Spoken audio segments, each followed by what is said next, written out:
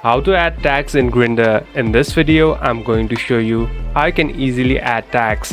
First of all, open the application. Now, here on the left top, you can see a profile icon. Simply tap on your profile icon, and here on the top, tap on your profile picture again. So this will open this editing platform.